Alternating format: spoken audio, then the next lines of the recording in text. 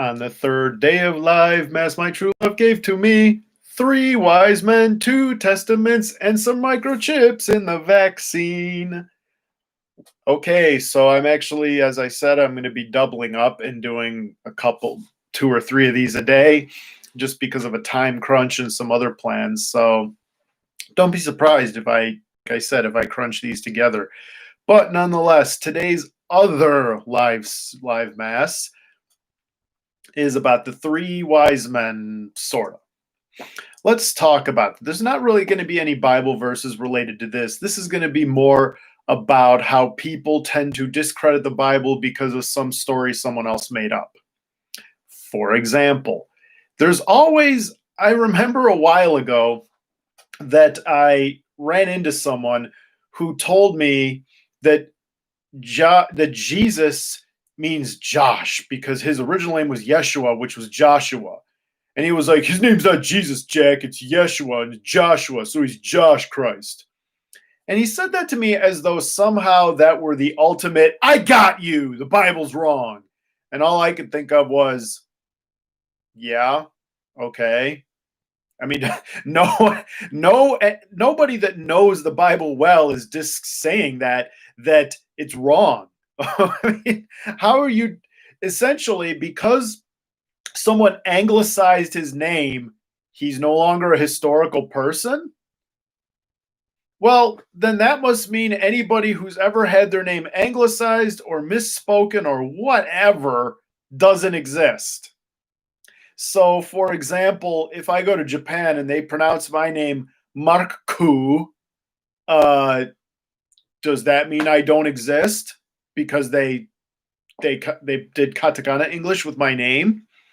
Kind of a weak argument. And a lot of times too, you hear other things that people throw out, little I gotcha moments, but it's not really the case. And a good one has to do with the 3 wise men. I've run into people that go, the Bible, their names weren't in the Bible. No, they weren't.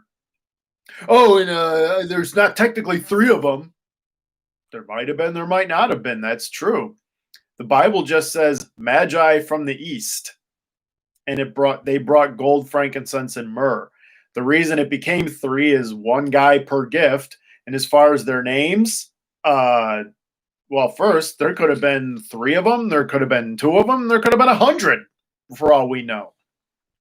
The Persians were well aware of biblical knowledge thanks to Daniel during his captivity and the other Jews. So there might have been 100 that decided to show up. And also, they showed up about 1 or 2 years after Jesus was born. So they weren't around for that. We know that. For his birth, we know that. The nativity scenes are very nice. But of course, if you want to be accurate, these guys should be like across the room and shouldn't show up until like, I don't know how you're going to reckon 2 years and like 2 days, let's say a year is a day. They shouldn't show up right away. So the only ones who should be there are definitely the shepherds and maybe the innkeeper and his wife. That's about it. So, and of course, Joseph. So at any rate, and were their names Melchior, Caspar, and Balthasar? Maybe. If there were 100 of them, maybe there was some guys like that. We don't know. And the reason these are not gotcha moments is because these are traditions made up by people. It's the same way that just because someone made something up that's not in the Bible and attributes it to the Bible doesn't mean the Bible's not true. I'll give you another great example. George Washington did not throw a nickel across the Potomac River. Most likely did not chop down the cherry tree and own up to it. Maybe he did, maybe he didn't. I don't know. There's a lot of myths surrounding George Washington. Does that mean he's not a historical figure? Does that mean a lot of other things didn't happen?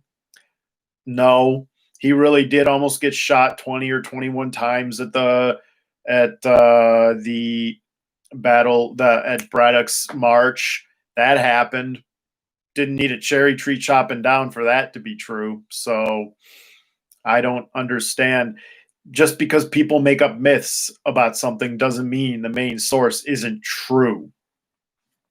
So whenever you come across traditions, be it the three wise men, or sometimes we hear stories about things that Jesus did. I've heard strange stories about the birth of Christ where Mary had two midwives and one of them didn't believe it was the Jesus, and her hand disintegrated until she praised the baby and said it is Jesus, and that Joseph was outside the cave and time stopped and birds were frozen in the air when Jesus was born. There's nothing in the Bible about that, but that doesn't mean the Bible's not true. It just means someone made up a really good story that sounds maybe fun, but nope, nope. Just because someone made something up doesn't make it true. We do know there were magi. We do know they brought those three gifts, and we know they showed up about 2 years after Jesus was born, more or less. And that was, and we know Herod tried to use them to find out where Jesus was. That's about it. And then the Magi went home. They didn't tell Herod where he was, and they just went home. The end.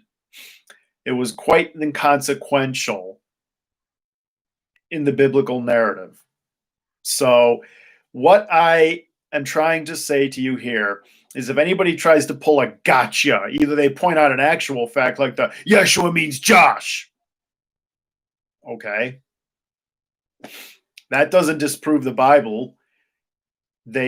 Or on the other hand, if someone says, well, this thing that you guys teach in the church or that we traditionally ascribe to the church isn't biblical. Oh, yeah, it isn't.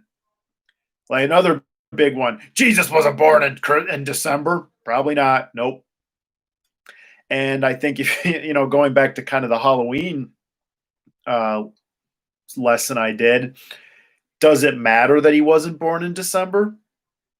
For the purpose of the celebration, not really. This is merely a let's commemorate the birth of Jesus. And there are those that might be nervous about doing it. I mean, the Puritans and the Pilgrims, when they first came to the United States, North America, or when they were back in England, they were horrendous. They felt it was too trapping, too many stories of the three wise men being declared as biblically true because a bunch of priests couldn't tolerate the idea that they were wrong. And that's okay if you don't do Christmas because of that, if you think it's too pagan. But there's also no reason you can't. And just because there are pagan elements doesn't mean you can't do it. Go back to the Halloween lesson. When I'm, putting up holly or mistletoe, am I doing it for pagan fertility reasons, or is it just because it looks pretty at this time of season? If it's just for ornamentation,